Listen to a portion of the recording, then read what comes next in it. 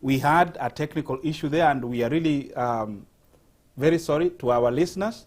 I hope now you can actually hear us. So the best option is we'll again bring you back our Daktari, Dr. Justina Mutale, to introduce herself. So Dr. Justina Mutale, please, because of our viewers who are watching online, and unfortunately we had a technical issue with the audio, can you please reintroduce yourself? Thank you. I am the founder and president of the Justina Mutale Foundation, under which we provide leadership and entrepreneurship training to young women and girls, and of course their male counterparts. We also run conferences to do with women's empowerment. I'm actually a gender advocate, so I advocate for gender equality and the empowerment of women, and of course the achievement of what we are calling a 50-50 planet. But with that as well, we run a yearly conference, an annual conference titled World Summit on Women and Girls. This is a summit that commemorates the United Nations International Day of the Girl Child, which falls on October the 11th. With the foundation, we also provide university scholarships to young African young African women and girls, and of course their male counterparts who are very highly academically talented, but come from poor and disadvantaged families that cannot afford to send them to university. So we find them scholarships in different universities around the world, from Europe to the US to Asia, anywhere around the world. We find those spaces for them and send these children there. Thank you very much, Dr. Justina. We want to know how you managed, what was the inception? What really came to your mind to start this particular huge organization? Okay, I've always been working with the communities and especially with young people, but specifically in 2012, I was honored as African Woman of the Year. Wonderful. And I think that placed a lot of responsibility on me, as they say, to whom much is given, much is expected. Mm-hmm. Although it's a catch-22, because I was given that title in recognition of what I had already been doing.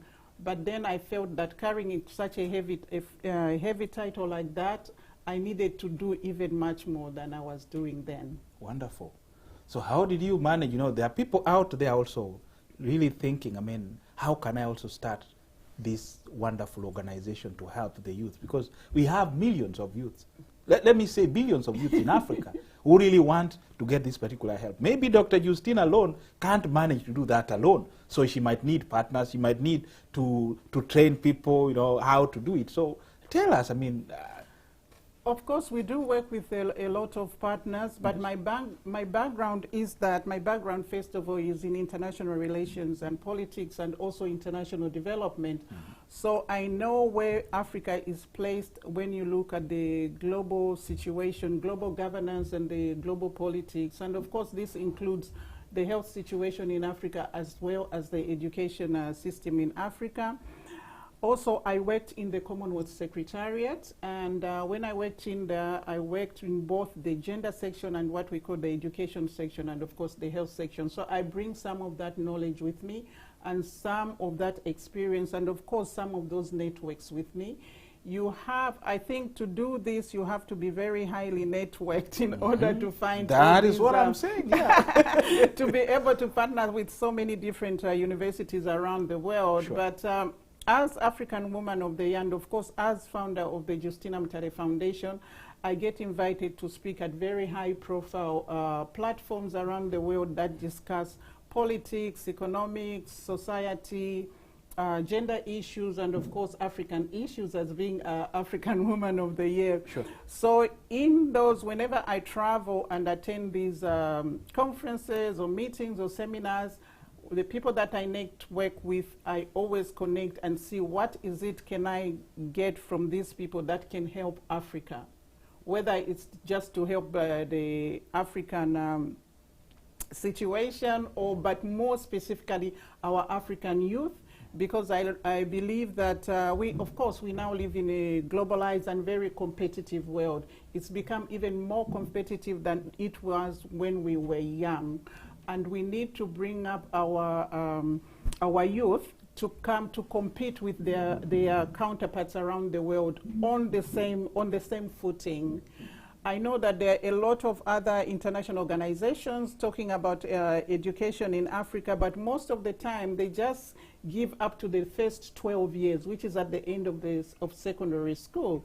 But now we live in, we are in the fourth industrial revolution, and what will a secondary school education do for an African child in a globalized competitive world? Thank you very much, Dr. Justina. Before we go to the specifics, especially what brought you to the US, let me also understand a few concepts, especially in the African. We have talked about politics, and you know, yes, you understand today in Africa, we have a lot of problems, especially how the youths are incorporated in governance, or how the youths can also receive funding or get some money to start a few businesses here and there.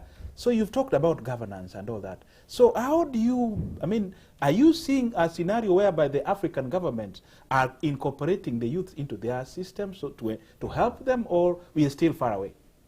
No, actually, there has been a shift. I can speak more. I have seen a lot of African governments making efforts to empower their youth, but remember, we have such huge populations, and we have a lot of a huge number of educated youth who cannot find jobs. So I think the governments are doing the best that they can, but I believe that the governments cannot do everything. Therefore, it is left to us as citizens of those countries who benefited. For example, myself, I benefited from free education. When I went to school, from primary school up to university, was all free education. And I think it's time for us to give back. But let's say, even if we come to the US or the United Kingdom where I live, education is not just left as a responsibility of the government. The private sector comes in. So private people come in, even individuals and philanthropists. This is where the idea of scholarships comes in, where you help the people, the young people in your community, and of course you help your government as well. So talking about empowering the youth, I can more specifically talk about my country, Zambia.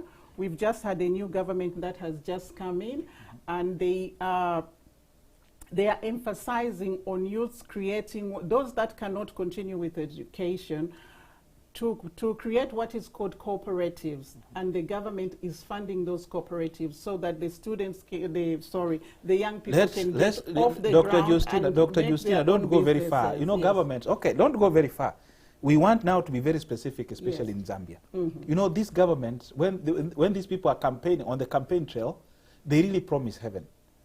But immediately they enter into the office, whatever actually comes out of their structures, whatever, things really go south.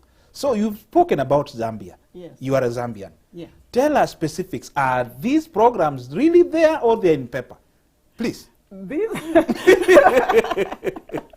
Okay, let me just go back. You, yes, see, when you are not in that office, remember I studied politics and international relations. There we go. When you are not in that office, you don't know what really goes in and why sometimes, yes, some things cannot be done. But once you get in there, then you find out there's a lot of things to be, there's a lot of stuff that you need to navigate. Sure. So sometimes that is what happens to our politicians. When they are outside, they can promise heaven, because I think from deep down their heart, they would like to do that. But when they go in there, they find that there are processes and procedures on how to go about these things.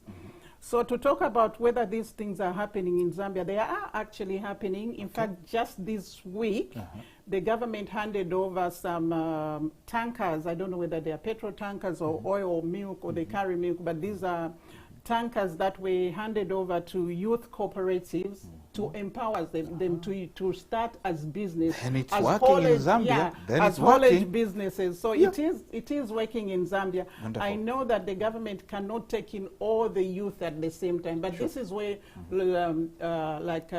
organizations like my foundation come in. Okay. It's to to complement what the government is already doing. As the government, one, cannot absorb all the youth. Oh, sure. And two, also, like I said, there are processes and procedures on how to go about these things. So as they navigate and find their feet and walk through these things, but we are on the side as well, helping the government, helping our youth. Thank you. You know, you are speaking from outside, and you know you have given specifics. I mean, tankers were handed over. Yes, it was not in State House, and then you know there's that camaraderie and all that, but nothing happens. But you've confirmed that these youths are actually getting help. Yes, they are. Okay, now let's go a little bit further and see how many organizations, how many youths have benefited from your mentoring, mentorship programs and all that. So if you can give specifics, if you've got some data. I don't have the data. I've got to ask my programs development manager to give the actual specifics. But we've helped quite a number of youth. They go in their thousands because we help them in different ways. Sometimes we just give them a platform. They come and speak at our conference. For example, every year we attend the United Nations Commission on the Status of Women, and when we attend that, we always give an opportunity to youth from Africa to come and speak on our platform. So then they get the networks, and in that way they improve themselves. So that is one way. The other way, like I said, is to give them scholarships. So they go back out of the country, and then they come back with a global perspective and a global way of looking at things and understanding how the world works, so that should they sit at those tables in the future to negotiate with leaders of other countries, they know exactly how to place themselves from a global perspective. And some youths also, we help them through our leadership and entrepreneurship training, and of course mentorship and coaching. Thank you very much, Dr. Justina. So now let's go to the mother of all battles. No, it's not a battle, but okay, what brings you to the US? Okay, I usually do come. Right, okay, you usually do come to the US for different reasons, sometimes to speak at a conference and all that, but most of the time I come to attend meetings at the United Nations. Remember last week they had the 77th session of the United Nations Commission, the United Nations General Assembly. And my organization forms part of the UK civil society delegation to the United Nations. But in the wings of that, we had what is called the Hort Prize,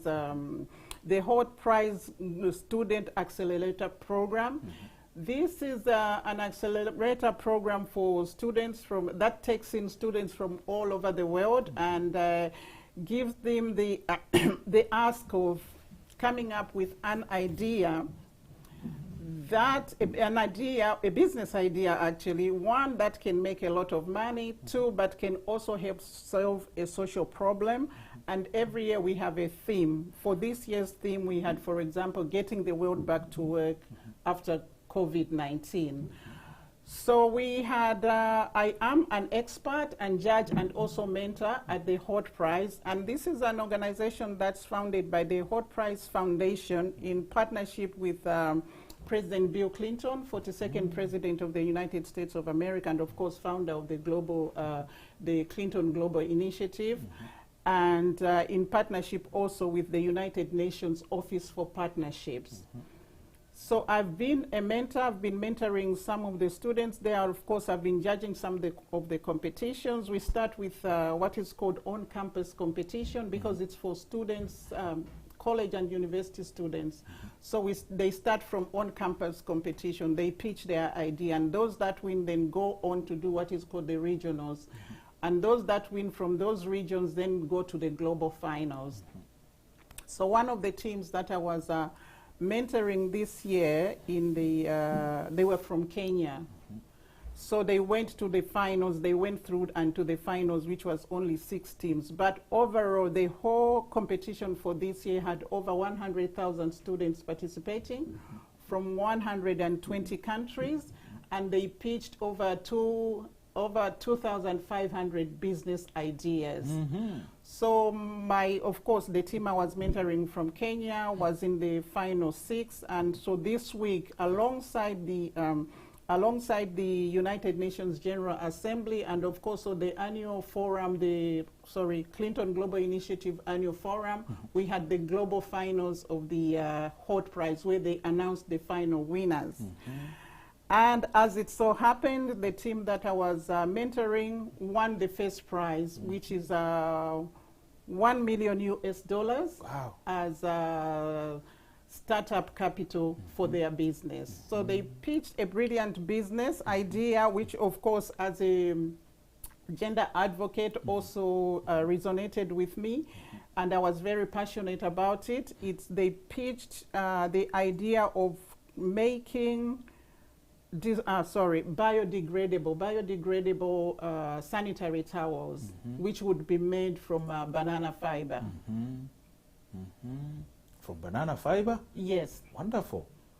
These are students, university students? University students from St. Paul's University in Kenya. Oh, St. Paul's University in Nairobi. In Nairobi, yes. Wow, that is wonderful. Congrats to those kids. Yeah, I did see the president of Kenya congratulating them for their wonderful job. Yes, in fact, the whole world has been congratulating them. I just saw an interview on the BBC as well. They interviewed them. I think a lot of media have been interviewing them around the world. Wonderful. And we were very happy and very excited to bring the trophy back home to Africa. As you know, I'm passionate about Africa, and I'm passionate about African youth. Sure. Yeah, so that was very exciting for me. Wonderful, wonderful. That's perfectly good. Yeah. Okay, now let's continue to... okay, we are seeing some of the pictures on the screen so that at least our people can see how those wonderful students actually won that $1 million US. In Kenya, that is 1 billion Kenya shillings. That's a lot of money.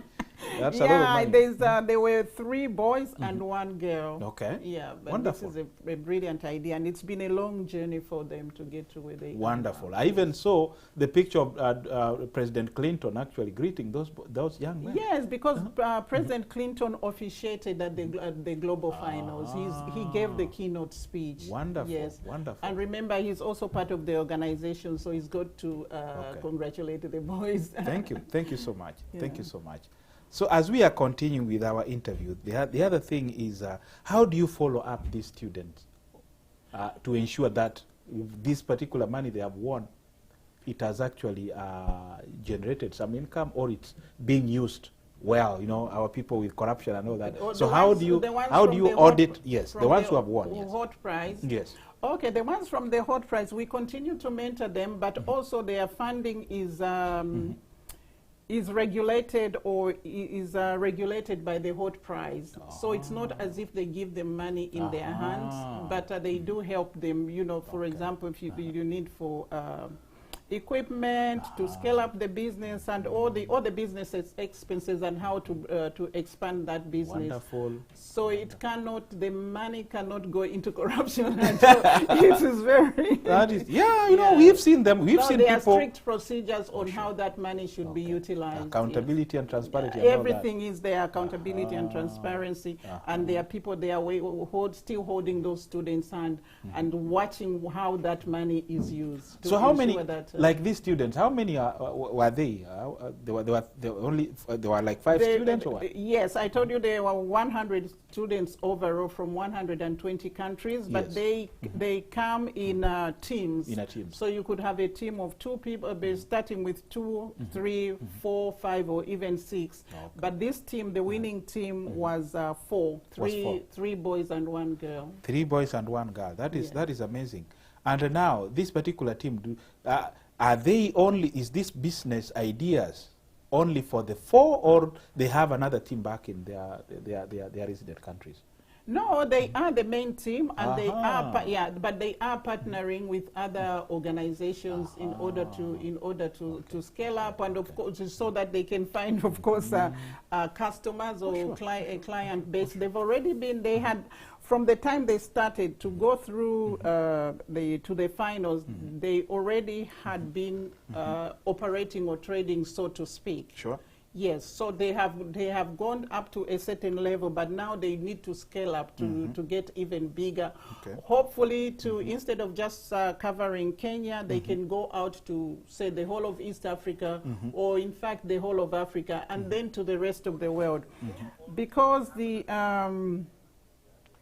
menstrual hygiene has been at the top of the global agenda. They've been talking about it a lot, and they've been, everyone involved in that fight has been trying to find ways and means of stopping what is called period poverty, and finding something sustainable that can help the young women and girls continue their lives and continue going to school despite their, even when they have their menstrual cycle, because it had been, research has shown that most of the time, some young women, especially in the villages or in areas that cannot afford to buy sanitary towels, which are very expensive, yes, then the girls during that time of the month cannot go to school. Okay. In fact, one of the team members, the girl on the team that won, she had experienced that before.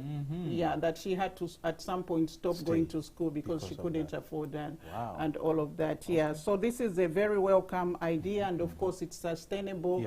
They are hygienic and they are biodegradable. Yeah. So have they started manufacturing or selling some of those They've products? already started manufacturing. They've been manufacturing, and they've even been selling. What it is now is just to grow bigger. Yes. To increase productivity. To increase productivity, yes, and to increase clientele reach. Okay, that's wonderful for them. So thank you very much, Dr. Justina. So before we also finish, what do you really tell our youths, especially those ones in Africa? We are seeing most of them actually die in the jungle. A few months ago, I saw a documentary which made me almost cry because they are trying to reach America. Some of them actually, I don't know whether they managed to arrive at the border of the U.S. and Mexico, and others we have actually seen them being tortured in Libya. Some of them die in the ocean in their thousands trying to reach Europe. So what really tell our youth? Okay, what we can tell our youth, I know it is very difficult. Like I said, we've got a huge population of the youth who are educated, a lot of them holding degrees, first degrees and second degrees or master's degree, and some of them even with PhD, and they cannot find jobs. But I think we need to move away from our young people thinking that they are getting educated so they can get a job. They should be able to create jobs themselves. In that way, then they even employ others, like this group that I'm talking about that just won the $1 million US. As they expand, they go in and employ more of their youth. And this idea was homegrown, homeborn in Kenya. It didn't come from outside. So even at home, there's a lot that young people can come up with, and to remember that no idea is stupid. In fact, it's the most craziest ideas that have built the world. They just have, one, to believe in themselves, two, to know exactly where they go. I just wanted to say something. You know, almost every, I don't know whether it's every, but the majority of the youth have a mobile phone.